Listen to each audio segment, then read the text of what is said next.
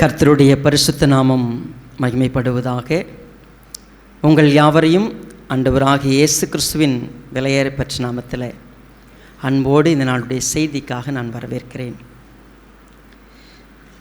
நாம் தொடர்ந்து 2வது மாதத்திலும்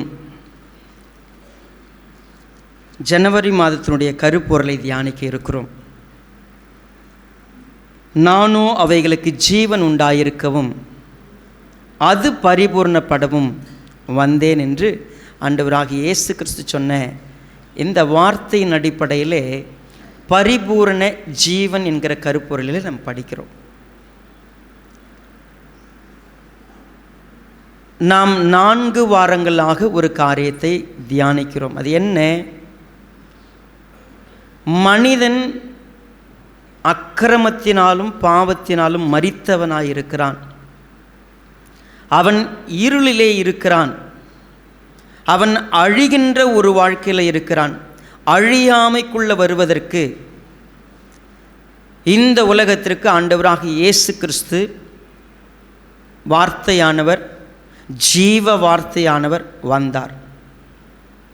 அவர் வந்து ப்ராமிஸ் பண்ணார், என்னை விசுவாசிக்கனுடைய இருதயத்தில், என்னை விசுவாசிக்கிறவன் அவன் மரித்தாலும் பிழைப்பான், அவனுக்கு பசிக்கவே பசிக்காது, அவனுக்கு தாகம் எடுக்காது, அவன் இருளில் நடக்க மாட்டான். இதெல்லாம் அவருடைய உபதேசங்கள். இந்த உபதேசங்களை அவர் பேசி கொண்டிருக்கிறார். எங்கு போனாலும் நானே ஜீவாப்பம், நானே வாசல், நானே வழியும் சத்தியமும் ஜீவனுமாயிருக்கிறேன், நானே ஜீவ ஒளி, நானே மெய்யான திராட்சை செடி, நானே உயிர்த்தெழுதலும் ஜீவனமாயிருக்கிறேன். இதெல்லாம் அவருடைய பிரசங்கங்கள். அவர் எங்கே போனாலும் இதைத்தான் சொல்லி கொண்டு வந்தார். நீங்கள் வெளிச்சத்துக்கு வர வேண்டும், உங்களுக்குள் ஜீவன் வர வேண்டும், நீங்கள் மரணத்துக்குட்பட்டிருக்கக்கூடாது, நீங்கள் ஜீவனுக்குட்பட்டவங்களாக மாறணும். இதெல்லாம் பிரசங்கம். ஓகே, இதெல்லாம் யார்கிட்ட பேசினார்? அங்கிருந்த யூதர்கள்ட்ட தான் பேசுகிறார்.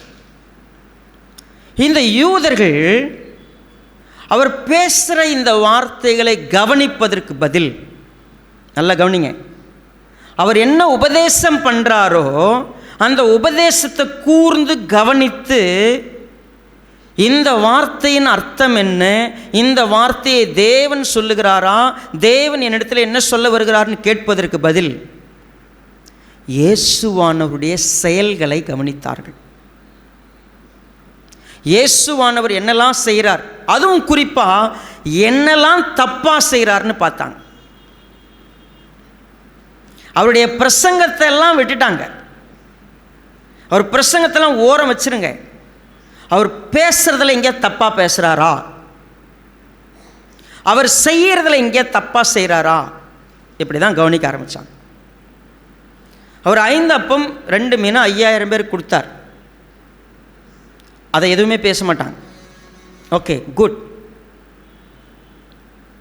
ஆனால் நானே ஜீவ அப்பன்னு சொன்னால் இவன் தன் சரீரத்தை எப்படி கொடுப்பான்? இதுதான் அவங்களுடைய பேச்சு. அவர் ஓய்வு நாளிலே சுகப்படுத்துவது மிகப்பெரிய பாவமாய் கருதப்படுகிறது.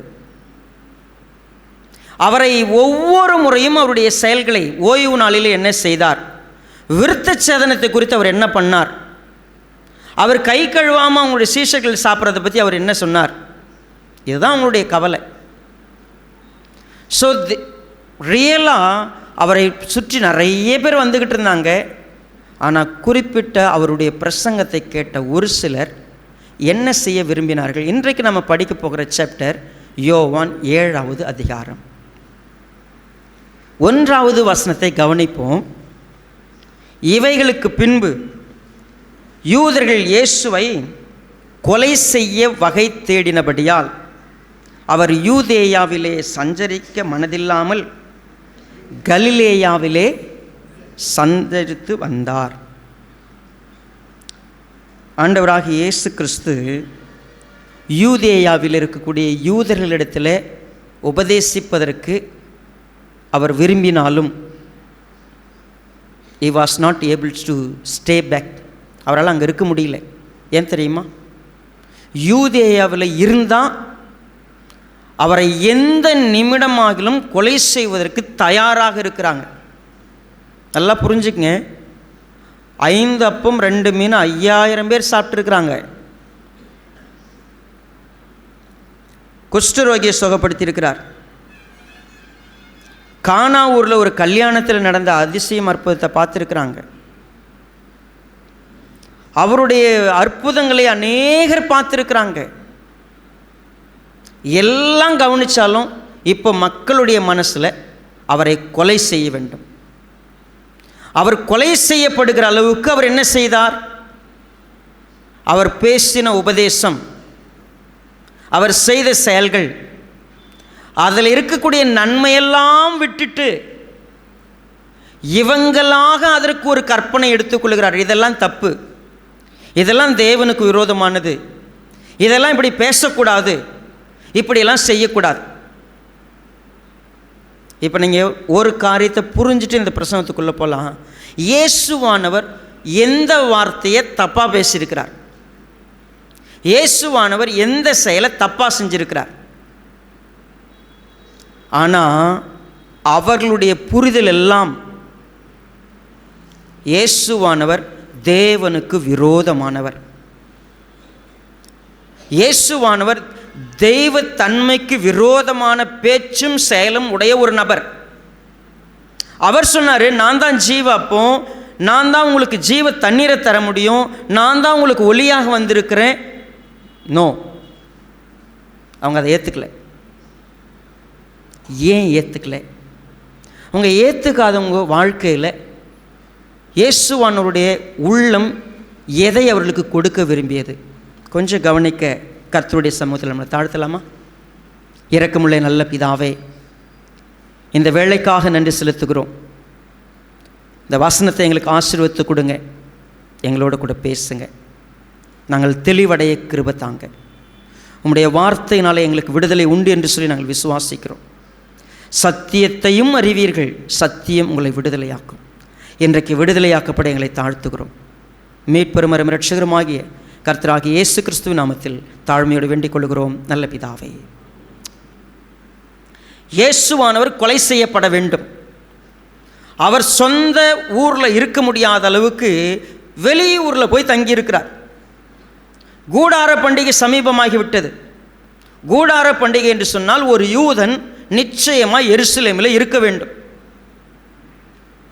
பெந்தகோஸ்தே பண்டிகை, கூடார பண்டிகை, அறுப்பின் பண்டிகை எல்லாத்துக்கும் வந்துடணும். இயேசுவானவர் எருசலேமுக்கு வரல. சகோதரர்கள் கேட்குறாங்க, எப்பா ஏன்பா நீ பண்டிகைக்கு போகலையா? என்ன நீ இங்கேயே உட்காந்துருக்கிற? பண்டிகைக்கு நல்லா அங்கே போக முடியல. அவர் எதுவும் பதிலும் சொல்லலை. ஆனால் இவங்களே ஒரு முடிவுக்கு வராங்க, நீ சரியில்லைப்பா, நீ பண்ணுறதெல்லாம் கொஞ்சம் கூட ஒழுக்கமே இல்லை நீ பண்ணுறது. அதுவும் குறிப்பாக நீ யாருன்னு ஓரளவுக்கு எங்களுக்கு தெரியும். பிரபலமாக இருக்க ஒருத்த விரும்பினான்னா நீ பண்ணுற மாதிரிலாம் பண்ண முடியாது. ஃபேமிலி சொல்லுது நீ சரியில்லை, யூதர்கள் சொல்கிறாங்க நீ சரியில்லை, ஒட்டுமொத்த தேசமும் சொல்லுது நீ சரியில்லை. இயேசுவானவரை பார்த்து இந்த 7வது அதிகாரத்தில் இயேசுவானவர் பேசுகிறதும் சரியில்லை, செய்கிறதும் சரியில்லை, எதையாவது கடைபிடிக்கிறது சொன்னால் அதையும் ஒழுங்காக கடைபிடிக்கிறது இல்லை. சம்திங் டிஃப்ரெண்ட்டாக ஒருத்தர் இருக்கிறார். அவங்களுடைய பார்வையெல்லாம் வழக்கங்கள் இப்படி இருக்க வேண்டும், முறைகள் இப்படி இருக்க வேண்டும், பேச்சு இப்படி இருக்க வேண்டும். ஆனால் ஒருவரும் அவர் எங்கிருந்து வந்தவர், அவர் பேசக்கூடிய வார்த்தையினுடைய மகத்துவம் என்ன, அதனுடைய உண்மை என்ன கவனிக்க விருப்பமில்லை. ஏன்? நல்லா புரிஞ்சுக்கங்க. இவ்வளோ நாளாக நீங்களும் நானும் இப்போ யாரையும் ஒருத்தர் கவனிக்காதீங்க. விசுவாச சபையில் இயேசுவானவர் தொடர்ந்து பேசுகிறார். நாம் இங்கே உட்காந்து என்ன செய்வோம்? மெசேஜ் கேட்போம். இந்த மெசேஜை கேட்கும் பொழுதே நமக்குன்னு ஒரு அறிவு இருக்குது, நமக்குன்னு ஒரு அனுபவம் இருக்குது, நமக்குன்னு ஒரு பார்வை இருக்குது. அந்த பார்வைக்கு வித்தியாசமாய் ஒரு வார்த்தை வெளிப்பட்டா, அந்த வார்த்தையை உடைக்கிற மாதிரியோ அந்த வார்த்தையை மாற்ற மாதிரியோ ஒரு விஷயம் சொல்லப்பட்டா நம்ம ஏற்றுக்கணும்னு நினைக்கிறீங்களா? நம்ம ஏற்றுக்க மாட்டோம். நம்ம எல்லாருக்குமே பிடிச்சதை பேசும்போது ஹாய், வெரி குட், சந்தோஷம். அப்படி நாம் நினைக்கிற மாதிரியே இன்னொருத்தங்க பேசுனாங்கன்னா அது உடனே ஆமேன்னு சொல்லிவிடுவோம். நாம் விரும்புகிறதையும் நாம் எதிர்பார்க்குறதையும் ஒருத்தங்க பேசுனாங்கன்னா தட்ஸ் ஃபைன். ஆனால் அந்த வார்த்தையே நம்ம குத்துது, நம்மளை மாற்றணும் அப்படின்னு சொன்னால் உடனே சொல்கிறவங்க நம்ம என்ன சொல்லிவிடுவோம்? அவங்க சரியில்லை. குறிப்பாக மக்கள் எப்படி இருந்தாங்களாம், ஒரே ஒரு வசனத்தை பழைய ஏற்பாட்டில் போய் பார்த்துட்டு வரலாம். ஓசியா புஸ்தகத்துக்கு என் கூட வாங்கலேன்.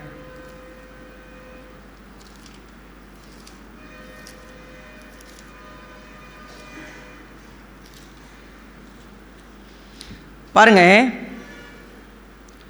4வது அதிகாரம் 1வது வசனம் ஓசியாவில். இஸ்ரவேல் புத்திரரே, கர்த்தருடைய வார்த்தையை கேளுங்கள். தேசத்துக்குள்ளிலோட கர்த்தருக்கு வழக்கு இருக்கிறது. அது என்னவென்றால், தேசத்தில் உண்மையும் இல்லை, இரக்கமும் இல்லை, தேவனை பற்றி அறிவும் இல்லை. சரி, அப்படியே அதுக்கு அடுத்தது வாசிக்காமல் 4வது வசனத்துக்கு வாங்க. ஆகிலும் ஒருவனும் நியாயத்தை காண்பிக்கவும் ஒருவனும் அவர்களை கடிந்து கொள்ளவும். அவ்வளோதான். தேசம் ரொம்ப கெட்டு போய் கிடக்கு. ஆனால் அவங்களுக்கு யாரும் என்ன பேசக்கூடாது? நியாயத்தை பேசக்கூடாது, கண்டிக்கவும் கூடாது. அப்படி யாராவது செஞ்சாங்கன்னா அவங்க எப்படி இருப்பாங்க? அவங்கள யாருக்குமே பிடிக்காது, அவங்கள அவங்க வெறுப்பாங்க. இன்னைக்கும் கவனிச்சு பாருங்க, உங்களுக்கு தழுவணைகளை தைத்து கொடுத்து நீங்கள் விரும்புகிறதை பேசக்கூடியவர்கள், நீங்கள் செவித்தினம் உள்ளவர்களாகி உங்களுக்கு ஏற்ற போதகங்களை கேட்டு கேட்டு கேட்டு உங்களை வாழ்த்துகிறவங்க, உங்களை உயர்த்துறவங்க, உங்களை கிச்சு கிச்சு மூட்டி உங்களை சந்தோஷமாக்கி உங்களை எல்லா விதத்திலும் என்ன பண்ணணும், அப்படியே தாளாட்டிக்கிட்டு இருக்கிறவங்க உங்களுக்கு பிடிக்கும். இயேசுவானவர் வந்து பண்ண பிரசங்கெல்லாம் இது எல்லாத்தையும் உடைக்குது. அது கொஞ்சம் ஆப்போசிட்டாக இருக்குது. நீங்கள் ஏன் வெளிச்சத்துக்கு வரமாட்டேங்கிறீங்க தெரியுமா? உங்கள் கிரியைகள் பொல்லாதவைகளாக இருக்கிறதுனால நீங்கள் வெளிச்சத்துக்கு வரல. அவர் சொன்னோடனே உங்களுக்கு அவர் மேலே கோபம் வருது. இயேசுவானவரை எப்படியாவது கொலை செய்யணும். சகோதரர்கள் அவரை விசுவாசிக்காதனால 7வது அதிகாரத்தில் பார்த்தீங்கன்னா 5வது வசனத்தை பாருங்கள். அவருடைய சகோதரரும் அவரை விசுவாசியாதபடினால இப்படி சொன்னாங்க, பிரபலமாக இருக்க விரும்புகிற எவனும் அந்தரங்கத்திலே ஒன்றும் செய்ய மாட்டான், நீர் இப்படிப்பட்டவர்களை செய்தால் உலகத்துக்குமே வெளிப்படுத்தும் என்றார்கள். அவங்க பேசுனது, நீ ஏன் இப்படி நடந்துக்கிற? சகோதரர்களும் புரிஞ்சிக்கல. சரி, இப்போ நல்லா கவனிங்க. அவர் எருசலேமுக்கு போகல, ஆனால் வெளியரங்கமாக போகாமல் மறைஞ்சு போனார்னு வசனம் சொல்லுது. போயிட்டார், எருசலேமுக்கு போயிட்டார், பண்டிகைக்கு போயிட்டார். இப்போ நல்லா கவனிங்க, 14வது வசனம் 7வது அதிகாரம் யோவானில், ஜான் சாப்டர் 7 verse 14.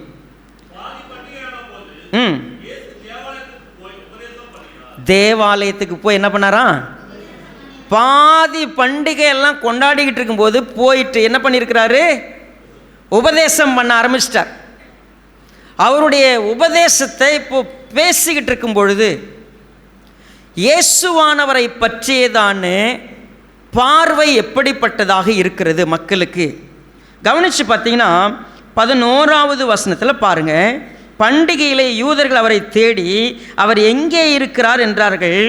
ஜனங்களுக்குள்ளே அவரை குறித்து முறுமுறுப்பு உண்டாயிற்று. சிலர் அவரை என்ன சொன்னாங்க? நல்லவர்னு சொன்னாங்க. வேறு சிலர் அவர் நல்லவர் இல்லை, அவன் ஜனங்களை வஞ்சிக்கிறவன்னு சொன்னாங்க. எத்தனை 2 பிரிவாக பிரிஞ்சிட்டாங்க. ஒன்று, ஒருத்தவங்க எப்போ அவர் நல்லவர் தான்பா. இன்னொரு பிரிவு சொல்லுகிறது அவர் நல்லவர் கிடையாது, ரொம்ப மோசமான ஆள், வஞ்சிக்கிற மனுஷன் அவர். அப்படி தான் பேசினாங்க. ஏன் உங்களுக்குள்ள 2 பிரிவு? அவர் சொன்னார், நான் வானத்திலிருந்து வந்திருக்கிறேன்னு சொன்னார். நீங்கள் என்ன தெரிஞ்சிங்கன்னா, என்ன பின்பற்றினீங்கன்னா நீங்கள் ஜீவ ஒளி அடைய முடியும். நீங்கள் என்ன என்கிட்ட வந்துட்டிங்கன்னா நீங்கள் தாகம் அடைய மாட்டீங்க, நீங்கள் உங்களுக்கு பசி எடுக்காது. இதுதான் அவருடைய பிரசங்கம். இப்போ அவங்களுக்குள்ள ஒரு பெரிய பிரச்சனை வருது. என்ன பிரச்சனை? 7வது அதிகாரத்தில் மீண்டும் நம்ம ஒரு காரியத்தை பாருங்கள். என்ன அப்படின்னு கேட்டிங்கன்னா, குறிப்பாக 27வது வசனம் பாருங்க. இவன் இன்ன இடத்திலிருந்து வந்தவன் என்று நாம் அறிந்திருக்கிறோம். கிறிஸ்து வரும்போதோ அவர் இன்ன இடத்திலிருந்து வருகிறவன் என்று ஒருவனும் அறிய மாட்டானே என்றார். கரெக்டா? இது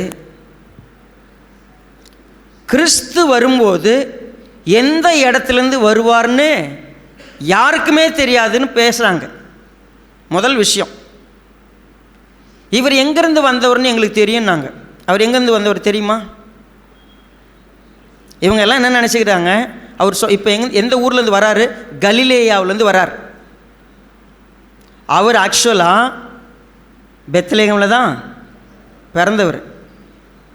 பெத்லகேமில் பிறந்து அங்கே நடந்த சம்பவத்தினால, ஏரோதினுடைய சூழ்ச்சினால என்ன பண்ணிட்டாரு? சொந்த ஊரில் இல்லாமல் என்ன பண்ணியாச்சு? வேறு இடத்துக்கு போயாச்சு. ஆனால் இப்போ இவங்க எல்லாருக்கும் என்ன, நாசரேத்தில் வளர்ந்ததுனால அவர் என்ன ஊருக்காரர் கிடையாது. ஆமாம், ஆக்சுவலாக நாம் இப்போ ஒரு ஊரில் இங்கே தங்கியிருக்கிறோம், பேரையூரில் தங்கியிருக்கிறோன்னு வச்சுக்கோங்க. ஏன்னா ஒரு 20 வருஷம் 25 வருஷம் பார்க்குறவங்க, நான் நேற்று பேசுகிறேன், ஒருத்தர்கிட்ட பேசும்போது சொன்னேன், இந்த கூரை கட்டுறதில் பார்த்திங்கன்னா தென்னை கீத்து வச்சு கட்டிகிட்டு இருந்தாங்க. அப்போது இந்த சைடில் கூரை கட்டுறதுக்கெலாம் பார்த்திங்கன்னா இந்த பக்கம் ஒரு தாள் பயன்படுத்துகிறாங்க எல்லா இடத்துலையும். அதுக்கு பேர் என்னது? ரைட், எனக்கு தெரியல அது. ரைட், ஓகே, அதை வச்சு பயன்படுத்தி தான் கட்டுறாங்க. ஆனால் எங்கள் ஊர் சைட்லலாம் மஞ்சு தான் பயன்படுத்துவாங்க. மஞ்சா அப்படின்னா அப்படின்னு கேட்டாங்க. அப்போது அந்த நபர் கேட்டார், நீங்கள் என்ன ஊர் அப்படி. நான் திருவண்ணாமலை சைடு. அந்த ஊரில் தாங்க அது உண்டு. இப்போ என் ஊர் நான் சொல்கிற வரைக்கும் எந்த ஊர்னு அவருக்கு தெரியாது. நான் இந்த ஊராருக்கு போய் இந்த ஊர்லேயே இருக்கிறதுனால இந்த ஊரை அப்படின்னு முடிவு வந்துடுமா? அப்படி கிடையாது. எனக்கு சொந்த ஊர்னு ஒன்று இருக்குது. இயேசுவானுடைய சொந்த ஊர். அவர் வளர்ந்ததுனால, சின்ன வயசில் அங்கே போயிட்டதுனால இவங்க என்ன நினச்சிக்கிட்டு இருக்கிறாங்க, இவர் எங்கேருந்து வந்தவர்னு எங்களுக்கு தெரியும். இன்னும் குறிப்பாக 7வது அதிகாரத்தில் இன்னும் கொஞ்சம் கவனித்து பார்க்கலாம். பாருங்கள், 40வது வசனத்துலேருந்து பாருங்கள். 41. வேறு சிலர் இவர் கிறிஸ்து என்றார்கள், வேறு சிலர் கிறிஸ்து கலிலேயாவிலிருந்தா வருவார். கிறிஸ்து கலிலேயாவிலிருந்தா வருவார். தாவீதின் சந்ததியிலும் தாவீது இருந்த பெத்லகேம் ஊரிலும் இருந்து கிறிஸ்து வருவார் என்று வேத வாக்கியம் சொல்லவில்லையா என்றார்கள். இப்போ நல்லா கவனிங்க. அவர்கள் வேத வாக்கியங்களை அறிந்திருக்கிறார்கள். எப்பிரத்தா எனப்பட்ட பெத்லகேமே அப்படின்னு சொல்லப்பட்ட அந்த வசனம் உங்களுக்கு தெரியுது. சிறியதாக இருந்தோம், நீ யூதேயாவுக்குள்ளே என்ன கிடையாது, நீ சின்ன ஊர் கிடையாது. ஏன்னா உன்னிடத்துலேருந்து தான் கிறிஸ்து வருவார்னு சொல்லப்பட்டிருக்கு. ரைட். இப்போது இந்த மக்கள் அவரை கிறிஸ்துவா ஏன் ஏற்றுக்கலன்னு கேட்டால், அவங்களுடைய பார்வையில் அவர் கலிலேயர். அவர் பெத்லகேமில் பிறக்கலை, அவர் பெத்லகேமில் வரல. ஏன்னா அவருடைய சொந்த ஊர், அவர் தாவீதின் வம்சத்தில் வந்தவர் அப்படி கிடையாது, அவர் கலிலேயர். நான் எங்கே இருந்து வந்தவன் நான் சொல்கிறத நீங்கள் கேட்பீங்களான்னு கேட்டால், நான் அதெல்லாம் கேட்க முடியாது. எங்களுக்கு உன் ஆதார் கார்டை காட்டு, நீ என்ன ஊர், நீ இப்போ என்ன ஊர்னு போட்டிருக்குதோ அதுதான் உன் ஊர், அங்கே ஒத்துக்க முடியாது. நீ பேசுகிறதெல்லாம் என்ன பேசுகிற, நீ நியாயப்பிரமாணத்தின்படி பேசுகிறியா, நீ சொல்கிறதெல்லாம் நீ செய்கிறதெல்லாம் கரெக்டாக செய்கிறியா? இவங்க பேசுகிறாங்க. இவங்களுடைய வாதத்தை முறியடிக்கிறபடி ஆண்டவராகிய இயேசு கிறிஸ்து இன்னொரு வாதத்தை வைக்கிறார். இந்த சாப்டரில் பாருங்கள், 22வது வசனம். விருத்த சேதனம் மோசேயினால் உண்டாகாமல் பிதாக்களால் உண்டாயிற்று. பின்பு மோசே அதை உங்களுக்கு நியமித்தான். நீங்கள் ஓய்வு நாளிலும் மனுஷனை விருத்த சேதனம் பண்ணுகிறீர்கள். மோசேயின் நியாயப்பிரமாணம் மீறாதபடிக்கு ஓய்வு நாளில் மனுஷன் விருத்த சேதனம் பெறலாம் என்றால், நான் ஓய்வு நாளில் ஒரு மனுஷனை முழுவதும் சுகமாக்கினதினாலே என்மேல் எரிச்சலாய் இருக்கலாமா? நல்ல கவனிங்க. ஓய்வு நாள பரிசுத்தத்தை குலைக்கக்கூடாதுன்னு நியாயப்பிரமாணம் சொல்லுது. யூதர்கள் பிடிச்சிக்கிட்டு இருக்கிற ஒரே புடி அதுதான், ஓய்வு நாளில் எதுவும் செய்யக்கூடாது. அப்போ அவர் இயேசுவானவர் சொன்னார், ஓய்வு நாளில் விருத்த சேதனம் பண்ணலாமா? விருத்த சேதனம் பண்ணுறதை நீங்கள் செய்கிறீங்க, அது தப்பு கிடையாது. ஒருத்தரை சுகப்படுத்தினா தப்புன்னு சொல்கிறீங்க. என்ன ப்ராப்ளம்? கவனிங்க. இந்த பைபிள் இருக்கு இல்லையா, நம்ம எல்லாருமே கையில் வச்சுருக்கிறோம்ல, எல்லோருமே அவர்களுடைய பார்வையிலே இந்த வேதத்தை படிக்கிறோம். நாம் மேல் தோற்றத்தின்படி காரியங்களை நிதானிக்க பார்க்குறோம். நாம் புரிஞ்சுக்கிறத வச்சே இதுதான் பைபிள்னு எடுத்துக்கிறோம். நீங்கள் ஒரு வசனத்தை கையில் எடுத்துக்கிட்டு இந்த வசனத்தின்படி நான் ஜெபம் பண்ணுறேன் அப்படின்னு உட்காந்துருக்குறோம். இந்த வசனத்தின்படி இப்படி செய்கிறேன்னு சொல்லி உட்காந்துருக்குறோம். இந்த வேதாகமத்தை பிடிச்சிக்கிட்டு இந்த கிறிஸ்தவ மக்கள் படுத்துகிற ஒரு பாடு இருக்குதே, ஐயோ ஒன்றும் பண்ண முடியலைங்க. நீங்கள் ஜீவனுக்குரியவர்களாக இருக்கணும்னு அழைக்கப்பட்டவங்க, ஆனால் இந்த பைபிளை வச்சுக்கிட்டு மரணத்துக்குரியவங்களாகவே உலகத்தில் இருக்கிறீங்கன்னு தான் அன்னைக்கு ஆண்டவராக இயேசு கிறிஸ்து என்ன பண்ணார், யூதர்கள் வழியாக ஒரு பெரிய சத்தியத்தை இந்த பைபிளை கொடுத்தார் நமக்கு. யூதர்கள் வேதாகமத்தை அறிந்தவர்கள். கிறிஸ்து எங்கிருந்து வருவார்? கலிலேயாவிலிருந்து வரமாட்டார், பெத்லகேமிலிருந்து தான் வருவார். அது எங்களுக்கு தெரியும்.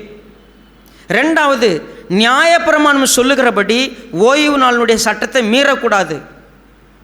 ஓய்வு நாளை சுகமாக்குவது தப்பு.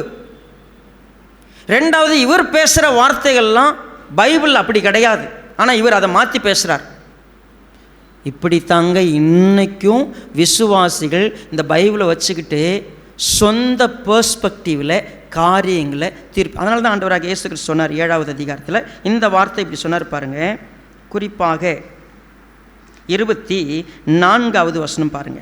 தோற்றத்தின்படி தீர்ப்பு செய்யாமல் நீதியின்படி தீர்ப்பு செய்யுங்கள் என்றார். நீங்கள் தோற்றத்தின்படி காரியங்களை மேல்புறமாக மேல் மட்டத்தில் இருக்கிறத வச்சே தான் நீங்கள் இதுவரைக்கும் போயிட்டுருக்கிறீங்க. உங்களுக்கு டெப்த்து என்னன்னு தெரியாது, ஆழம் என்னன்னு தெரியாது. தேவன் என்ன விரும்புகிறார்னு உங்களுக்கு தெரியுமா? இந்த பைபிள் வச்சு, ஹலோ பைபிள் படிக்கிறீங்களே, தேவன் என்ன விரும்புகிறாரு, என்ன செய்ய சித்தமாக இருக்கிறாருன்னு இது வரைக்கும் கண்டுபிடிச்சிங்களா? நீங்கள் கண்டுபிடிக்கலன்னா இன்னைக்கு எழுதிக்கங்க. நானும் அவைகளுக்கு ஜீவன் உண்டாயிருக்கவும் அது பரிபூர்ணப்படவும் நான் வந்தேன். ஜீவன் உண்டாச்சுன்னா தேவன் என்ன நினைக்கிறார்னு உங்களால் 100% உறுதியாய் சொல்ல முடியும். ஏன் என்னால் சொல்ல முடியல? இந்த பைபிளை வச்சு நான் உலகத்துக்குரியதை தேடலாம் அப்படின்னு ஒருத்தன் பிரசங்கம் பண்ணுறான்னா, நான் ஓப்பனாக சொல்லட்டுமா, அவனுக்கு இன்னும் யாரை தெரில? தேவனை தெரிலங்க. இதே பைபிள் தான் பிரசங்கம் பண்ணுறான்ப்ப, இதே வார்த்தை தான். இதே வார்த்தையை வச்சு தினமும் ஒருத்தன் அவன் சர்ச்சில் பிசாசை ஓட்டினுக்கிறான். இதே பைபிளை வச்சுக்கிட்டு அவனுக்கு உண்மையை சொல்கிறேன், அவன் கண்ணு இன்னும் திறக்கப்படல. ஏன் தெரியுமா? அவங்க தோற்றத்தின்படி எல்லா காரியங்களும் செய்கிறவங்க. அவங்களுக்கு ஒரிஜினலாக உள்ள என்ன இருக்குதுன்னே தெரியாது. அவங்களும் கிறிஸ்து பேரை வச்சுருக்கிறாங்க, சபை வச்சுருக்கிறாங்க, எல்லாம் இருக்குது. ஆனால் ஒன்று, நீங்களும் நானாக இருந்தாலும் சரி, தேவன் என்ன நினைக்கிறாருன்னு தெரியாமலே இந்த பைபிளை படிச்சுட்டு இருக்கிறேன்னா நான் இன்னும் ஜீவனுக்கு உட்படலை. ஏன்னா அவருடைய வசனம் ஜீவனாக இருக்கிறது, ஆவியாக இருக்கிறது. அது என்னை என்ன செய்யும்? என்னை விடுதலை செய்யும். விடுதலையே ஆகாமல் இந்த பைபிள் வசனத்தை பல வருஷமாக படிச்சுக்கிட்டு இருக்கிறேன். எனக்கு இயேசுவானவர் என்ன சொல்கிறாருன்றது எனக்கு புரியல. நான் நினைக்கிறது தான் சரி, நான் விரும்புகிறது தான் சரி. பைபிளை நான் பார்க்குறது தாங்க பைபிளு. நீங்கள் என்ன புதுசாக கதை சொல்கிற? இதுதானே உலகமே சொல்லுது. ஒட்டுமொத்த யூதர்களும் நாங்கள் இப்படி தான் புரிஞ்சு வச்சுருக்கிறோம். நீ என்ன புதுசாக சொல்கிற? கிறிஸ்தவமே என்னது? எங்கே போனாலும் அற்புத சுகமளிக்கும் கூட்டம், எங்கே போனாலும் ஆசீர்வாத மழை, எங்கே போனாலும் ஆவி அக்கினி, எல்லாம் அதுதான். இன்னைக்கு பெருகிருச்சு. உண்மையா இது? பாஸ்டர் நீங்கள் மட்டும்தான் அப்போ சரியா, மற்றவங்களாம் தப்பா? இயேசுவானவரையும் அப்படி தான் கேட்டாங்க. இயேசுவானவரை ஏன் தெரியுமா பிடிக்கல? இயேசுவானவர் சொன்னதுக்கும் எல்லாரும் நினச்சதுக்கும் ஒரு பெரிய வித்தியாசம் இருந்துச்சு. அது என்ன வித்தியாசம்? இயேசுவானவர் இந்த பண்டிகைக்கு போனப்போ உபதேசம் பண்ணார். உபதேசம் பண்ணும்போது ஒரு முக்கியமான விஷயத்தை ஷேர் பண்ணார். வாங்க அந்த 7வது அதிகாரத்தில் 15வது வசனத்தை பாருங்க.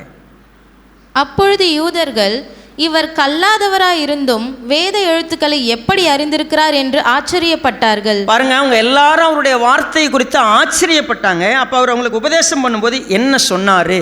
இயேசு அவர்களுக்கு பிரதி உத்தரமாக, என் உபதேசம் என்னுடையதா இராமல் என்னை அனுப்பினவருடையதா இருக்கிறது. இந்த உபதேசத்தை குறித்து ஆச்சரியப்படும் போது கவனிக்கணும். இவ்வளோ நாள் பிரசங்கம் பண்ணவங்களுக்கும் இவ்வளோ நாள் சொன்னவங்களுக்கும் எல்லாரும் நினைக்கிறதுக்கும் இயேசுவானுடைய வார்த்தை வித்தியாசமாகுது. ஆச்சரியம்தான். ஆனால் ஏற்றுக்க முடியுமா? ஏற்றுக்க முடியாது. அப்போ அவர் ஒரு விஷயம் சொன்னார். நான் இப்போ பேசுகிறேன்ல, இந்த உபதேசம் எந்தில்லை, யாருது இது? என்னை ஒருத்தர் அனுப்புனார்ல, அவர் சொல்கிறது தான் இது. இப்போ கேள்வி தான், இந்த பைபிள் இருக்கிற எல்லா கட்டளைகளையும் யார் கொடுத்தது? தேவன் தானே கொடுத்தாரு. அப்போ அவ்வளோ நாள் நாங்கள் வச்சுங்கிறதுலாம் நம்ம பிசாசு கொடுத்ததை படிச்சுன்னுக்குறோம், தேவன் கொடுத்து தான் படிச்சுட்ருக்குறோம். இன்னும் நீ புதுசாக சொல்கிற? இப்போது ஒன்றும் இல்லை. அந்த வசனத்துக்கு நீ எழுதுகிற விளக்கம் வேறு, நீ பேசுறது வேறு, தேவன் சொல்கிறது வேறு. என்னுடைய உபதேசம் என்னதோ உன்னதோ இல்லை, தேவன் என்ன நினைக்கிறாருன்னு என்னால் சொல்ல முடியும். இந்த பைபிளுக்கான வசனத்தை யார் வேணா பேசலாம், ஆனால் தேவன் பேசுறது தான் உண்மை. பிதாவாகி தேவன் என்ன வெளிப்படுத்துகிறாரோ அதுதான் உண்மை. இப்போ உங்களுக்கு வெளிப்படுத்தி இருக்கிறாரா? உங்களுக்கு புரிஞ்சிருச்சா? பிதாவாகி தேவன் இதை தான் நினைக்கிறாருன்னு எப்படி எதை வச்சு நான் தீர்மானம் பண்ணுறது? பிதாவாகி தேவனுடைய சித்தம் இதுதான்னு எனக்கு எப்படி தெரியும்? அவர் என்ன அடுத்த வசனத்தில் என்ன சொன்னார் பாருங்களேன். அவருடைய சித்தத்தின்படி செய்ய மனதுள்ளவன் எவனோ அவன் இந்த உபதேசம் தேவனால் உண்டாயிருக்கிறதோ நான் சுயமாய் பேசுகிறேனோ என்று அறிந்து கொள்வான். ஒரு ஓப்பன் ஸ்டேட்மெண்ட். என்ன ஸ்டேட்மெண்ட்டு? நாம் பேசுறது, நல்லா கவனிங்க, நாம் பேசுறது தேவனுடைய உபதேசமா மனுஷ உபதேசமான்றதில் யாரால் கண்டுபிடிக்க முடியும்னு சொன்னான். தேவன் என்ன நினைக்கிறார்னு தேடுற ஒருத்தனால் மட்டும்தான் இதை கண்டுபிடிக்க முடியும். இல்லைன்னா வேற யாராலும் என்ன பண்ண முடியாது. இப்போ நல்லா புரிஞ்சுங்க, மனுஷன் என்ன நினைக்கிறான்னு தேடுறவனால என்ன பண்ண முடியாது. இந்த வசனம், இந்த உபதேசம் சரியா தப்பான்னு இப்போ நல்லா சொல்ல போனால், நான் எதை தேடுகிறேனோ அதுதான் என் கண்ணுக்கு வரும், அதுதான் என் காதுக்கு வரும். உலகத்தையே தேடுறவனுக்கு பைபிள் எப்படி படிக்க முடியும்? உலகத்தை எல்லாம் சம்பாதிக்கிறதுக்கு எதை படித்தா போதும்? பைபிளை படித்தா போதும். ஆசீர்வாதமாக படிச்சுட்டு போயிடுவான். இதே பைபிள் தான் இன்னொரு பிரசங்கர் பிரசங்கம் பண்ணுறாரு. அவர் பார்க்கறதுக்கு உலகத்தை எப்படிலாம் சம்பாதிக்கலான்னு வேதம் சொல்லி கொடுக்கிறது அவருடைய பிரசங்கம் தான். இதே வசனம் தான். ஏன்னா மனுஷங்க என்ன தேடுறாங்களோ அதை அவங்க பிரசங்கம் பண்ணுறாங்க. நான் என்ன தேடுறோம் அதான் நான் பிரசங்கம் பண்ணுறேன். இப்போ சொல்லுங்கள், தேவனுடைய சித்தத்தை தேடுகிற இருதயம் இருந்துச்சுன்னா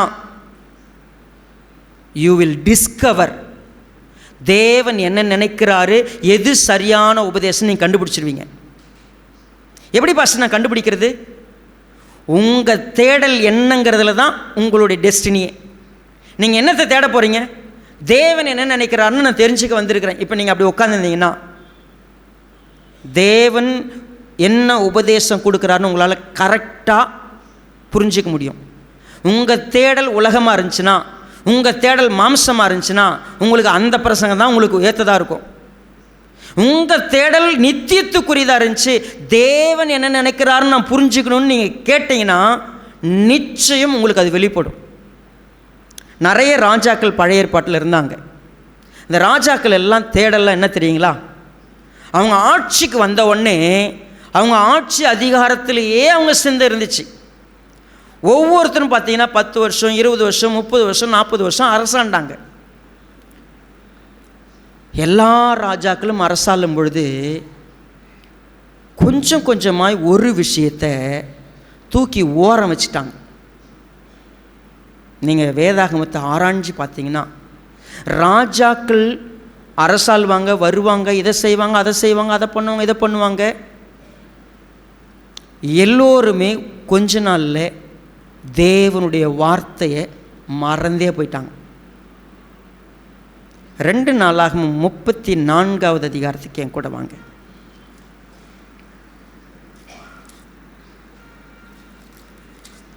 ஒன்றாவது வசனத்தை பாருங்க.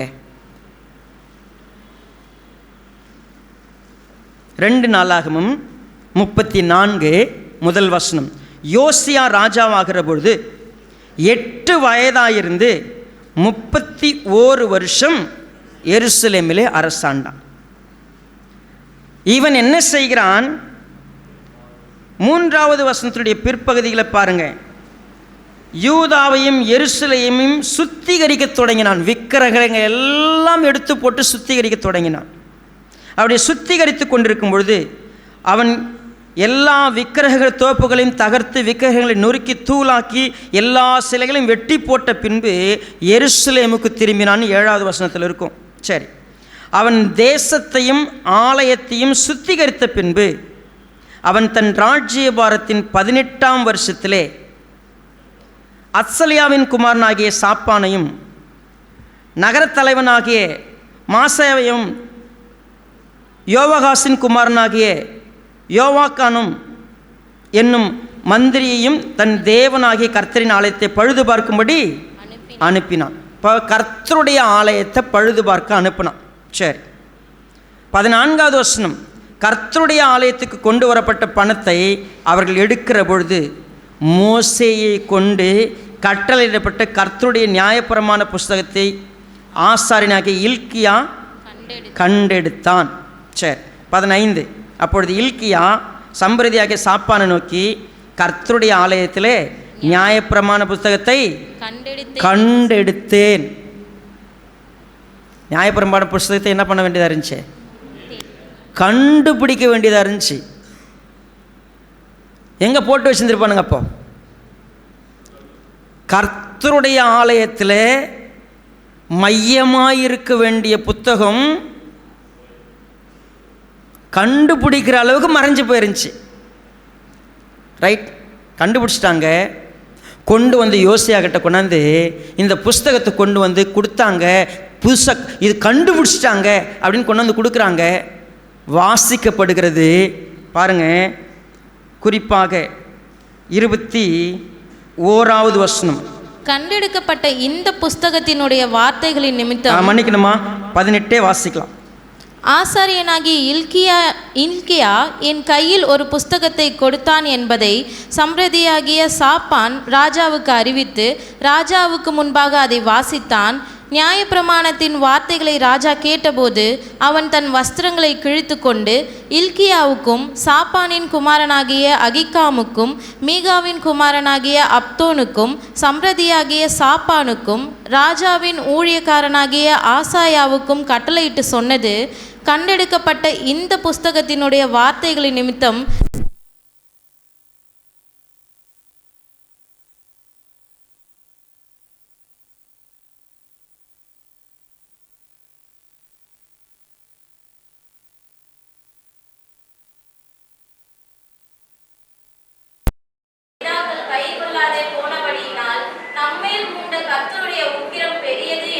நல்ல கவனிங்க. இந்த யோசியா ராஜா 2வது வசனத்திலே சொல்லப்படுகிறது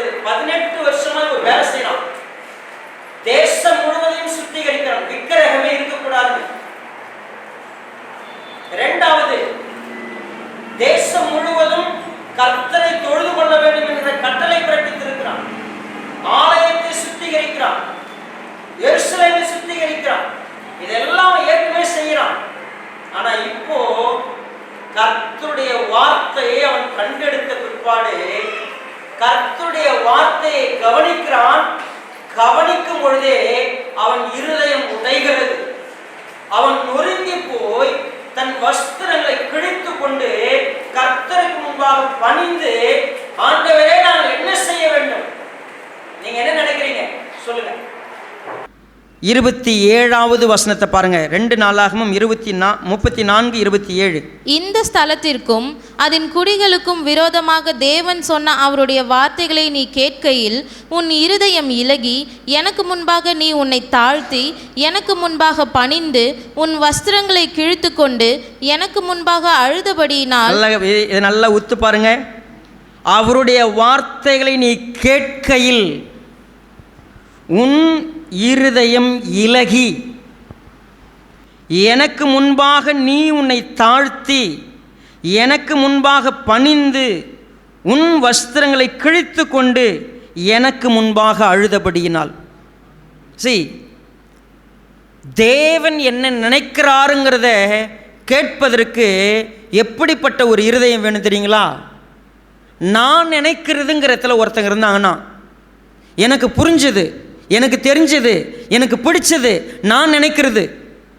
ஒரு சிலருக்கு இந்த சர்ச்சுக்கு வந்தவொடனே பார்த்தோடனே, என்னங்க இந்த சர்ச் இப்படி இருக்குது, இங்கே கை தட்ட மாட்டேங்கிறாங்க, இங்கே அந்நிய பாஷை இல்லை, இங்கே ஒரு பாட்டு என்னங்க இப்படி பாடுறாங்க, என்னங்க பிரசங்கம் இவ்வளோ நேரம், ஏங்க இப்படி இருக்குது, ஏங்க அப்படி இருக்குது.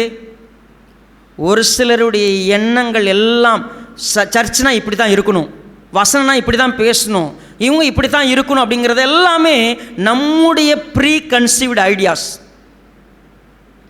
அதனால தான் வசனத்தை கேட்கும்போது நம்ம இருதயம் என்ன பண்ண மாட்டேங்க, இலகுவதில்லை, நாம் உடையறதில்லை. கர்த்தருடைய சித்தத்தை தெரிந்து கொள்வதற்கு எனக்கு ஒரு ஆப்பர்ச்சுனிட்டி கொடுக்கப்பட்டிருக்கிறது. நான் அவர் என்ன சொல்கிறாருன்னு கேட்க இங்கே வந்தேன்னா கர்த்தர் என்கிட்ட பேசுவார். நான் என்ன நினைக்கிறேன்றதுல உட்காந்துருந்தேன்னா கர்த்தர் என்கிட்ட பேசுவார், ஆனால் பேச மாட்டார். என்னுடைய கம்ஃபர்ட், நான் விரும்புறது, நான் எதிர்பார்க்கறது, எனக்கு ஏற்ற மாதிரி பேசணும், நான் எனக்கு பிடிச்ச மாதிரி இருக்கணும், இல்லவே இல்லை. கர்த்தருடைய வார்த்தையை கேட்கும்போது, ஆண்டவரே நீங்கள் நினைக்கிறத நான் புரிஞ்சுக்கணும். எனக்கு ஒரு 60 வயசு ஆகுது, எனக்கு 70 வயசு ஆகுது, நான் என்ன இது வரைக்கும் கற்றுருக்கிறனோ அதையே வச்சு நான் பைபிள் படிச்சுட்டு இருந்தேன்னா எனக்கு புரியாது. என்னுடைய ஐடியாலஜியை கொண்டு வந்து இங்கே வச்சுனா புரியாது, என் பார்வையை வச்சுனா புரியாது, என் தேடலை வச்சுனா புரியாது. நான் எப்படி தெரியுங்க வரணும், இது வரைக்கும் வசனத்தையே வாசித்ததில்லை, இப்போ தான் ஃபஸ்ட் டைம் கேட்குறேன். கேட்கும்போதே தேவரீர் நீங்கள் இதெல்லாம் சொல்லியிருக்கிறீங்களா, இப்படித்தான் நான் இதுன்னு கேட்டால் என் உள்ளம் இலகணும். அதனால தான் இயேசு சொன்னார், தயவு செய்து நான் சத்தம் போட்டு சொல்கிறேன், கொஞ்சம் கேளுங்க. இயேசுவோட 3 அந்த யோவான் 7வது அதிகாரத்தில் 3 இடங்களில் அவர் பேசினதாக சொல்லப்படுகிறது. 7வது அதிகாரத்துக்கு கொஞ்சம் திரும்புவோம். 1 7வது அதிகாரத்தில் 14வது வசனத்தில் பார்த்தோம், பாதி பண்டிகையான பொழுது இயேசு தேவாலயத்துக்கு போய் என்ன பண்ணார், உபதேசம் பண்ணார்னு இருக்குது. 28வது வசனத்தில் பாருங்கள், இயேசு தேவாலயத்தில் உபதேசிக்கையில் சத்தமிட்டு, சரிங்களா, 28 வாசித்துட்டோம்.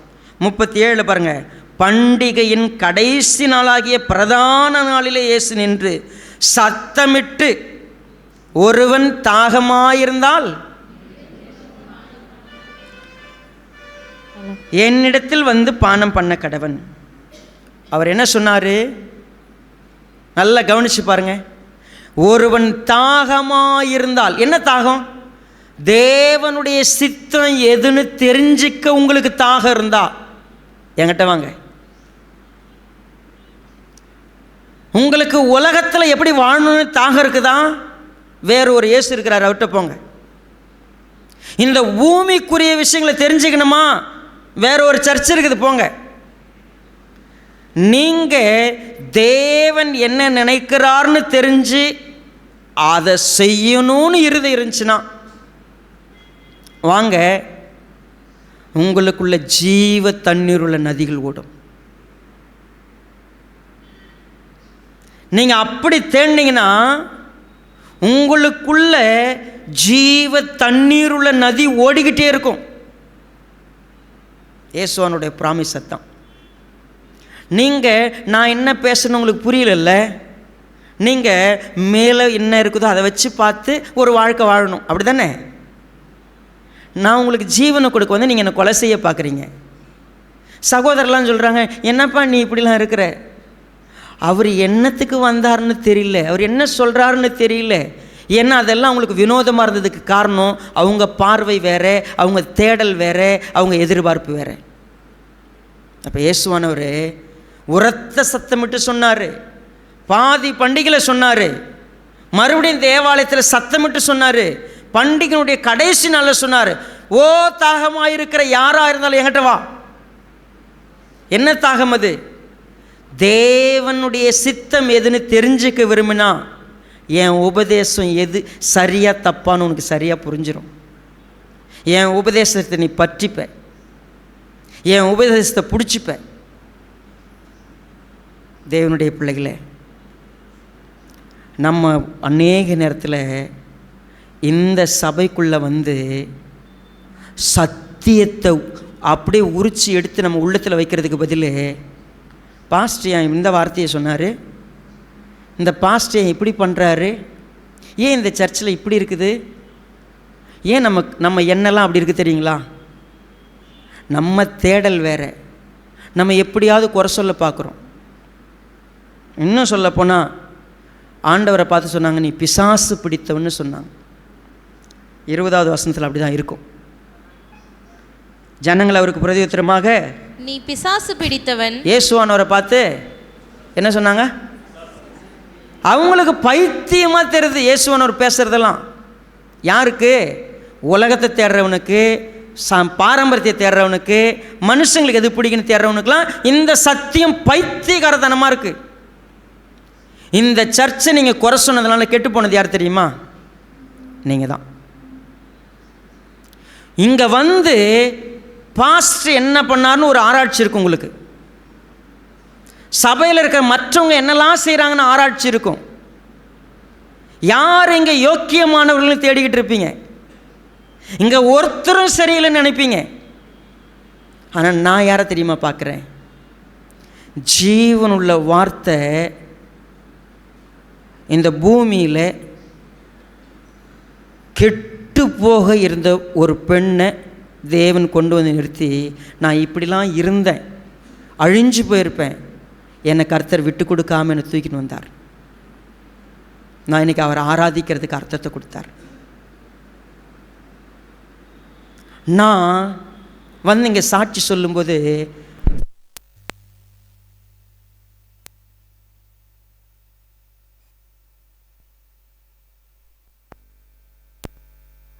அப்படி ஒரு சாட்சியை சொல்கிறது தான் சாட்சி நினச்சின்னுக்கிறாங்க. எனக்கு ஒரு பெரிய வியாதி இருந்துச்சு, கர்த்தர் சுகப்படுத்தினார், அதெல்லாம் இயற்கை. நான் கெட்டு போய் சுற்றி திரிஞ்சேன், கர்த்தர் எனக்குள்ள ஜீவ வசனத்தை கொடுத்து இப்போ அவரை பிடிச்சிக்க வச்சிருக்கிறார். நான் பார்க்குறதெல்லாம் என்ன? தேவ சித்தம் என்ன? தேவன் என்ன விரும்புகிறார்? இந்த பைபிளை வச்சு நான் என்ன செய்ய விரும்புகிறேன்? கிறிஸ்துவின் உபதேசம் எதற்கு எனக்கு? இந்த வசனத்தை அவர் சொல்லும்பொழுது இப்படி தான் சொன்னார். பாருங்கள், 38, 39 மீண்டுமா வாசிக்கலாம். வேத வாக்கியம் சொல்லுகிறபடி, என்னிடத்தில் விசுவாசமாயிருக்கிறவன் எவனோ அவன் உள்ளத்திலிருந்து ஜீவ தண்ணீருள்ள நதிகள் ஓடும் என்றார். தம்மை விசுவாசிக்கிறவர்கள் அடைய போகிற ஆவியை குறித்து இப்படி சொன்னார். அருமையான தேவனுடைய பிள்ளை, ஆண்டவராக இயேசு கிறிஸ்து இதை பேசுகிறப்போ இன்னும் பரிசுத்த ஆவியானவர் கொடுக்கப்படலை. நல்லா புரிஞ்சுக்கங்க.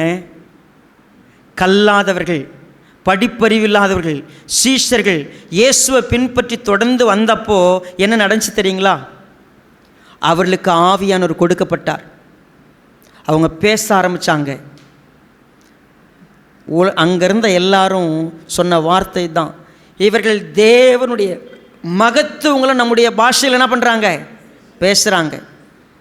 அவங்களுடைய வாழ்க்கையிலேருந்து ஜீவ வசனம் புறப்பட்டு போச்சு. நீங்கள் அப்போஸ்தலர் நடவடிக்கைகள் எல்லா இடத்துலையும் பார்த்தீங்கன்னா அற்புதம், அடையாளம், இந்த உலகத்துக்குரிய காரியங்கள் எல்லாம் அப்படியே குறைஞ்சு குறைஞ்சு குறைஞ்சு குறைஞ்சு வந்து அவங்க எல்லாரும் தங்களுடைய எல்லாத்தையும் கொண்டாந்து கொடுத்துட்டாங்களாம். தங்களுடைய எல்லாவற்றையும் ஒப்பு கொடுத்தாங்களாம். கர்த்தர் எப்போ வருவார்னு பார்க்க ஆரம்பித்தாங்க. அவங்க தேடினதெல்லாம் நித்தியத்துக்குரியதை தேட ஆரம்பித்தாங்க. அதுதான் உண்மையான சத்தியமும் உண்மையான திருச்சபையுமா இருந்துச்சு. இன்றைக்கி உலகம் முழுக்க நிறைய திருச்சபை வந்துருச்சுங்க. கூட்டம் கூட்டமாக போகிறாங்க. நான் பரிதபிக்கிறேங்க அவங்கள பார்த்து. ஏன் தெரியுமா? ஒரு ஹிந்து மனுஷன், ஒரு முஸ்லீம் மனுஷன், அவனுக்கு கூட இயேசுவானவர் யாருன்னு தெரியறதுக்கு வாய்ப்பு ஈஸியாக கிடச்சிரும். ஆனால் இந்த பைபிளை வச்சுக்கிட்டு பிதாவானவர் என்ன நினைக்கிறாருன்னு தெரியாமல், பரிசுத்த ஆவியானவர் என்ன சொல்கிறாருன்னு தெரியாமல், தங்களுடைய சொந்த மதிகட்ட ஆவியின் ஏவுதலின்படி இந்த உலகத்தில் இதுதான் பரிசுத்த ஆவியானவர் நினச்சிக்கிட்டு ஏமாந்துக்கிட்டு இருக்கிற கோடான கோடி ஜனத்துக்கு மெய்யான சத்தியம் எது, பிதாவானவர் என்ன விரும்புகிறாருன்னு தெரியவே தெரியாது. பிதாவானவர் என்ன விரும்புகிறார், அவருடைய சக்தி என்ன? நீங்கள் யோசிங்க. பக்திக்குரிய போர்வையில் இருக்கிற எல்லாருமே தங்களுடைய விசுவாச கிரியையில் ரொம்ப கேவலமாக இருப்பாங்க. வெளியில் தங்களை பரிசுத்தன் என்று உலகம் முழுக்க காட்டிப்பாங்க. பாதை தோறும் வேதம் ஏந்தி பரிசுத்தன் என்று காட்டுகிறேன். வேதம் காட்டும் பாதை செல்ல உள்ளமே இன்றி நான் வாழ்கிறேன். இயேசுவானவர் அப்படியே பின்பற்ற அந்த எண்ணம் இருக்காது. இயேசுவானவர் எப்படி பின்பற்றாங்க? பிரசங்கம் பண்ணுறாங்க. ஏங்க இயேசுவானவர் ஏழை ஏழைன்னு சொல்லாதீங்க. அவர் போட்ட அந்த ட்ரெஸ்ஸு எவ்வளோ பெரிய விலை தெரியுங்களா? பங்கிட்டா 4 பேர் பங்கிட்டாங்க. அவ்வளோ பெரிய ட்ரெஸ்ஸுங்க. அது ஒரே தையில் இருந்துச்சு. விலையுயர்ந்த ட்ரெஸ் போட்டிருந்தார். சீசர்கள் வந்து கேட்டாங்க, ரபி நீர் எங்கே தங்கியிருக்கிறீர், வந்து பாருங்கன்னு கூப்பிட்டாரு. 10 பேர் தங்கினா அந்த டைனிங் ரூம் எவ்வளோ பெருசாக இருந்திருக்கும், இப்போ பெட்ரூம் எத்தனை பெட்ரூம் இருந்திருக்கும், ஹால் எவ்வளோ பெருசாக இருந்திருக்கும். அவர் ஒரு பெரிய வீடு வச்சுருந்தார். இயேசுவானவருக்கு சொந்தமாக கப்பலே வச்சுருந்தாருன்னா இந்த பைபிள் படிச்சுட்டு. அதுக்கு வசனம் வேற எடுக்கிறாங்க. பரிதாபமாக இருக்குது. ஏன் தெரியுமா? ஆவியானவர் உள்ளே வந்தால் என்ன தெரியுமா சொல்லி தருவாராம்? 1 கொரிந்தியர் 2வது அதிகாரம் இதுதான் சொல்லிக் கொடுப்பார். 9வது வசனம். எழுதியிருக்கிறபடி தேவன் தம்மில் அன்பு கூறுகிறவர்களுக்கு ஆயத்தம் பண்ணினவைகளை கண் காணவும் இல்லை, காது கேட்கவும் இல்லை, அவைகள் மனுஷனுடைய இருதயத்தில் தோன்றவும் இல்லை. நமக்கோ தேவன் அவைகளை தமது ஆவியினாலே வெளிப்படுத்தினார். அந்த ஆவியானவர் எல்லாவற்றையும் தேவனுடைய ஆழங்களையும் ஆராய்ந்திருக்கிறார். 12. நாங்களோ உலகத்தின் ஆவியை பெறாமல், இந்த வார்த்தையை கவனிங்க, உலகத்தின் ஆவியை பெறாமல் தேவனால் எங்களுக்கு அருளப்பட்டவைகளை அறியும்படி, தேவன் என்ன நினைக்கிறார் என்பதை அறியும்படிக்கு தேவனிலிருந்து புறப்படுகிற ஆவியையே பெற்றோம். தேவனுடைய ஆவியைத்தான் நாங்கள் பெற்றோம். உலகத்தினுடைய ஆவியை நாங்கள் பெறலை. நீங்கள் பல சர்ச்சை பாருங்க, அதெல்லாம் உலக ஆவி, அசுத்த ஆவி. அது பரிசுத்த ஆவி இல்லை. பரிசுத்த ஆவியானவர் கிறிஸ்து என்ன சொன்னார் அதுதான் போதிப்பார். அவர் புதுசாலாம் போதிக்க மாட்டார். அவர் வந்து நான் உங்களுக்கு கற்பித்ததை நினைப்பூட்டுவார். என்ன கற்பித்தார்? அவர் பிதாவினுடைய சித்தம் எதுன்னு சொல்லி கொடுத்தார். நீங்கள் இந்த சர்ச்சில் இருக்கிறீங்க, இந்த சத்தியத்தை கேட்குறீங்க, இந்த வார்த்தையை கேட்குறேன்னு நீங்கள் பாக்கியம் உள்ளவர்கள். இந்த வார்த்தைகளை கேட்கிறவங்களுடைய காதுகள் பாக்கியம் உள்ளவைகள். ஆனால் ஒன்று, நீங்கள் எதை தேடி இங்கே வந்தீங்க? உங்கள் லைஃபுக்கான தேவ சித்தத்தை தேடணுன்னா ஆவியானவர் உங்கள்கிட்ட பேச ஆரம்பிப்பார். தேவனுடைய சித்தம் முழுசாக உங்களுக்கு வெளிப்பட ஆரம்பிக்கும். ஜீவ தண்ணீர் உள்ள நதி உங்கள் உள்ளத்திலேருந்து ஓடிக்கிட்டே இருக்கும். இந்த உலகத்தில் உங்களை போல ஜீவன் உள்ளவங்க யாருமே இருக்க முடியாது. இதைத்தான் ஆண்டவராக இயேசு கிறிஸ்து கொடுக்க நினைச்சார். பரிதாபம் என்ன தெரியுமா? இவ்வளோ பேசின பிறகும் அவரை பிடிச்சிட்டு வாங்க, அவரை கொலை செய்யணும்னு சொல்லி திட்டம் போட்டாங்க. இன்னும் சொல்லப்போனால் அவங்களுடைய முடிவு என்ன? யோவான் 7வது அதிகாரத்தில் கவனித்து பார்த்தா இன்னும் தெளிவாக நம்மளால் புரிஞ்சிக்க முடியுது. பாருங்கள், யோவான் 7:32 பாருங்கள். ஜனங்கள் அவரை குறித்து இப்படி முறுமுறுக்கிறதை பரிசேயர் கேட்டபொழுது அவரை பிடித்து கொண்டு வரும்படிக்கு பரிசேயரும் பிரதான ஆசாரியரும் சேவகரை அனுப்பினார்கள். 46. சேவகர் பிரதியுத்தரமாக, அந்த மனுஷன் பேசுகிறது போல ஒருவனும் ஒரு காலும் பேசினதில்லை என்றார்கள். அப்பொழுது பரிசேயர், நீங்களும் வஞ்சிக்கப்பட்டீர்களா? அதிகாரத்திலாவது பரிசேயரிலாவது யாதாம் ஒருவர் அவனை விசுவாசித்ததுண்டா? நல்லா பாருங்க, பிரதான ஆசாரியன் பரிசேயன் இப்போ இருக்கிற எந்த அதிகாரியில் ஒருத்தன் விசுவாசத்தில் வந்திருக்கிறானா? யாரும் வரல. அப்படி சொல்லிட்டு அவங்க சொன்ன வார்த்தை தாங்க எனக்கு ரொம்ப கஷ்டமாக இருந்துச்சு. என்ன வார்த்தை இது? வேதத்தை அறியாதவர்களாகிய இந்த ஜனங்கள் சபிக்கப்பட்டவர்கள் என்றார்கள். இயேசுவை விசுவாசிக்கிறவன், பிதாவினுடைய சித்தத்தை தெரிஞ்சு வாழணும்னு நினைக்கிறவன் யாராம்? எவ்வளோ கொடுமை இல்லை? நாங்கள் படிக்கிற மாதிரி தான் பைபிளை படிக்கணும் உட்காந்துக்கிற எல்லாருமே சபிக்கப்பட்டவங்க. எனக்கு பிடிச்ச மாதிரி தான் நான் பைபிள் படிப்பேன். எனக்கு யாரோ இந்த உலகத்துக்குரியவன் சொல்லி கொடுத்த மாதிரி தான் நான் பைபிளை படிக்கிறேன்னா உண்மையாகவே சொல்கிறேன், அவங்க சபிக்கப்பட்டவங்க. இயேசுவான ஒரு உண்மையாக விசுவாசிக்கணுமா? நான் எதற்காக இயேசுவான விசுவாசிக்க போகிறேன்? நித்திய அழிந்து போகிற போஜனத்துக்காக நான் கிரியை நடப்பிக்கல, அழியாத ஒரு போஜனத்துக்காக நான் இயேசு விசுவாசிக்க போகிறேன். அவங்க யார்? அவங்க எப்படி? அவங்களுக்குள்ள ஜீவ தண்ணீர் உள்ள நதிகள் ஓடும். அதை நம்ம புரிஞ்சுக்கலாம். ஏதோ விசுவாசம் சர்ச்சு, ஏதோ இந்த ஐபிசி குடும்பம், இது ஏதோ புதுசாக ஒரு டாக்டரினுங்க, இதெல்லாம் மற்ற சர்ச்சு மாதிரியே கிடையாது. நான் கர்த்தருக்கு நன்றி சொல்கிறேங்க. அவரை அறிகிற அறிவு எனக்கு கொடுத்ததுக்காக, அவருடைய சித்தத்தை அறிஞ்சிக்கிறதுக்காக, அதை செய்கிற இருதயத்தை கொடுத்து நடத்துறதுக்காக, அவர் யாருன்னு புரிஞ்சு வாழ்கிற இடத்துல என்னை வச்சிருக்கிறதுக்காக காலம் முழுக்க நான் நன்றியோடு இருப்பேன். என் ஜீவன் எனக்கு ஒவ்வொரு நாளும் இது உட்காந்து நான் எழுதி வச்சு உங்களுக்கு பிரசங்கம் பண்ண அவசியமே இல்லை. எனக்கு இது எனக்குள்ளே பதிஞ்சிருக்கிற விஷயம், இது என் ஜீவனுக்குள்ளே இருக்கிற விஷயம். நான் இப்போ எடுத்திருக்கிற எல்லா வசனங்களும் இன்னும் சொல்கிறதுக்கு நிறைய சம்மந்தப்படுத்தி சொல்கிறதுக்கு நிறைய வசனங்கள் என்கிட்ட இருக்குது. இது அப்படியே உங்களுக்கும் பொருந்தும். உங்களுக்குள்ளே நீங்கள் அப்படி தேட ஆரம்பிச்சிங்கன்னா வசனம் ஆட்டோமேட்டிக்காக உங்களுக்கு ஃப்ளோ ஆகும். நீங்கள் உங்களுடைய தேடலை மாற்றுங்க, உங்கள் பார்வையை மாற்றுங்க, உங்கள் நோக்கத்தை மாற்றுங்க.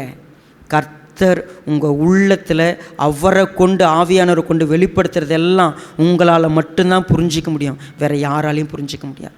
நீங்கள் கவலையப்படாதீங்க, உலகத்தை மையப்படுத்துகிற யாரை பற்றியும் கவலைப்படாதீங்க, எந்த சர்ச்சை பற்றியும் கவலைப்படாதீங்க. நான் ஓப்பனாக டிக்ளேர் பண்ணி சொல்லுவேன், பிதாவாகி தேவன் என்ன விரும்புகிறான்னு சொல்லி கொடுக்குற இடத்துல என்னை வச்சிருக்கிறாரா? நான் உண்மையாகவே இணைக்கப்பட்டிருக்கிற இந்த சபைக்காக கர்த்தருக்கு நன்றியோடு இருப்பேன். ஒரு நாளும் என் பார்வையை கொண்டாந்து திணிக்க மாட்டேன், என் விருப்பத்தை சொல்ல மாட்டேன், என் தேடலை வைக்க மாட்டேன். அவர் என்ன சொல்ல விரும்புகிறார் நான் கேட்க வருவேன். நிச்சயம் ஆவியானவர் உங்களுக்குள்ளே கொடுக்கப்பட்ட பிற்பாடு நீங்கள் சொல்லுவீங்க, இவைகளெல்லாம் என்னால் நடக்கலை, எங்களுக்குள்ளே ஆவியானவர் கொடுக்கப்பட்டால் நடக்கிற விஷயம். அதுதான் அர்த்தம். நம்ம புரிந்து கொள்ளலாமா? கர்த்தரத்தில் ஒப்பு கொடுப்போம். கண்களை முடிச்சு வைக்கலாம். நல்ல கர்த்தாவே, இந்த அற்புதமான நேரத்துக்காய் ஸ்தோத்திரம். நேரம் எடுத்து எங்களோட கூட பேசுனீங்கப்பா. இந்த உலகத்தில் 2 விதமான தேடல்கள் இருக்கிறது. உலகத்துக்கான தேடலோடு வேதத்தை பார்க்கிறவர்கள், நித்தியத்துக்காக பிதாவின் சித்தம் என்னென்னு தெரிஞ்சுக்கிறதுக்காக தேடுற இன்னொரு கூட்டம். விசுவாசிக்கிறவங்க ஒரு சில நேரத்தில் பைத்தியக்காரத்தனமாக தோணும், அது வீண்னு தோணும், அது சரியில்லைன்னு தோணும். ஆனால் அதுதான் ஜீவனுக்குரியதுங்கிறத எங்களுக்கு நீங்கள் சொல்லி கொடுத்துருக்குறீங்க. நாங்கள் பற்றி கொள்ள, கடைபிடிக்க உதவி செய்யுங்க. எங்களை நீங்கள் நிச்சயம் கைவிட மாட்டீங்க. எங்களுக்குரிய சகலவற்றிலும் நீங்கள் துணையாக நிற்க போகிறீங்க. ஆனால் எங்கள் தேடலை நாங்கள் கவனமாக இருக்க கிருபை செய்யுங்க. உம்முடைய மகிமைக்காய் ஒப்புக் கொடுக்கிறோம். இந்த வார்த்தைகள் எங்களை உடைக்கட்டும். இந்த வார்த்தைகளை நாங்கள் கேட்கும் பொழுது எங்கள் இருதயம் இலகட்டும். அது கடினமாகாதபடிக்கு கர்த்தாவே, உங்களுக்கு விரோதமாய் சபிக்கப்பட்டவங்களாய் நாங்கள் போகாதபடிக்கு உதவி செய்யுங்க. உம்முடைய வார்த்தைகளை நடத்தும்படியாக அர்ப்பணித்து மீட்பெரும் இரட்சகருமாய் இருக்கிற கர்த்தராகிய இயேசு கிறிஸ்துவின் நாமத்தில் தாழ்மையோடு வேண்டிக் கொள்கிறோம் நல்ல பிதாவே. ஆமென்.